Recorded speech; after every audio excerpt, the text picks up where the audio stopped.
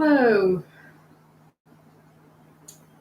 So this would be live stream slash video on what is love, what is it that we're all searching for, how do you define it, the difference between healthy and unhealthy love, what is codependent love versus love that nourishes our soul and sustains us in the long run. And for this, I'm going to do readings by for this in this from this book, which is, if you can see. So yes, so this book is so I'm just using like someone else's laptop because mine is out of commission. My phone is also out of commission, and I'm just like trying to do this. Um, so this is The Role Less Traveled by Scott Peck, and I read this book a lot of years ago, but I really, really love it. And from all the books I've read, it has been like 5,000 to 50,000. I don't have any idea, but in that very broad ballpark range. This is like just sort of a book I've really loved. So I'm going to start with this. And to kick it off, I'm going to start with some quotes by two of my like top favorite poets, and of course the classics, which are Rumi and Khalil Gibran. Also, I got a new subscriber, so thank you for subscribing to my channel. Much love. I really do appreciate the support. So I'm going to start with this quote, which is basically Rumi. So, your task is not to seek for love, but merely to seek and find all the barriers within yourself that you have built against it. So, Rumi was a Persian poet who was born to Persian parents in Afghanistan in the 1200s. And he's just like, his work has stood the test of time across the world, been translated into so many different languages, whether the West or whether the East. So, and then there is this other work by Khalil Gibran, which is, I love this too. So, this is on marriage. Khalil Gibran was a Lebanese American poet who was in the 1900s. He has been claimed as a philosopher, though he very humbly denounced that title himself. So, this is also quoted in this book, page 181. So, but let there be spaces in your togetherness, and let the winds of the heavens dance between you. Love one another, but make not a bond of love. Let it rather be a moving sea between the shores of your souls. Fill each other's cup, but drink not from one cup. Give one another of your bread, but eat not from the same loaf. Sing and dance together and be joyous, but let each one of you be alone, even as the strings of a lute are alone, though they quiver with the same music. Give your hearts, but not into each other's keeping. For only the hand of love, for only the hand of life can contain your hearts.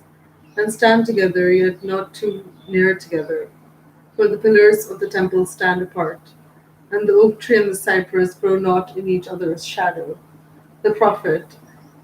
So this is his most famous work, and basically it means that while we share and we enter each other's spaces from time to time, we appreciate that we are separate individuals and we honor each other's spaces by not taking too much from each other and not depriving each other of the ability to grow, by letting each other grow the same way trees need distance to be able to fully grow and mature, rather than taking from each other's sustenance and shade and nurturance. So, this is going to be reading. Let's see how long this goes. I might break it up into two parts because, and yeah, so even if I touch one person's heart, and even if it's my own, that would be my labor of love to myself, as are my braids in my hair. I don't know if you can see. But I've not done this in years, so these braids. So just going with that. So, of course, love in itself is so vast. It's so multidimensional. It is so deep. It's very, very hard to quantify to express in words. I wish I had air conditioning, but with the lockdown, that's not going to happen either, I suppose. So, um, the writer here, Scott Peck, starts with that same concept that love is too large, too deep, ever to be truly understood, measured, limited within the framework of words. But with this endeavor, we try to contribute a little bit to the tons of literature, philosophy, works on the topic, art, creative work that is present. So, so they define love as thus: the will to extend oneself for the purpose of nurturing one's own or another's spiritual growth. And this is the concept I wholeheartedly agree with, which is why I am doing this reading in the first place. So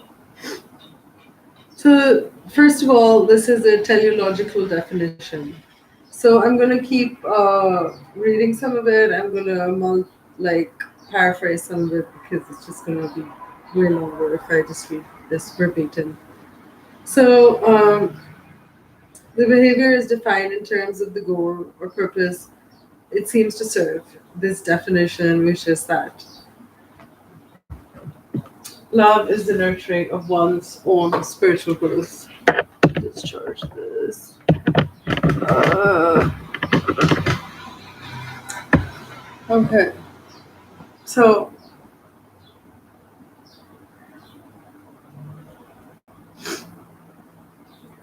it is like this definition in itself defined in terms of the goal or purpose it seems to serve, which is in this case spiritual growth. Hope I don't wreck my mom's laptop today. I'll try very hard not to. So, so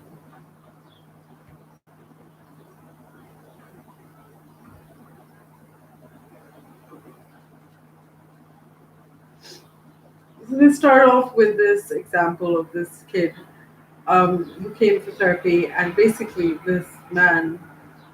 So they said my mother loved me so much she wouldn't let me take the school bus to school until my senior year in school.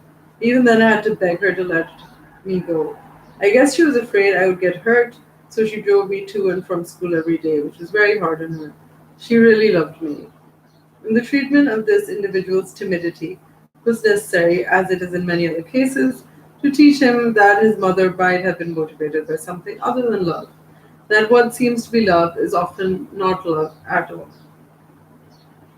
Uh, so, one of the major distinguishing features between the two seem to be the conscious or unconscious purpose in the mind of the lover or non lover. Also, I'll be right back.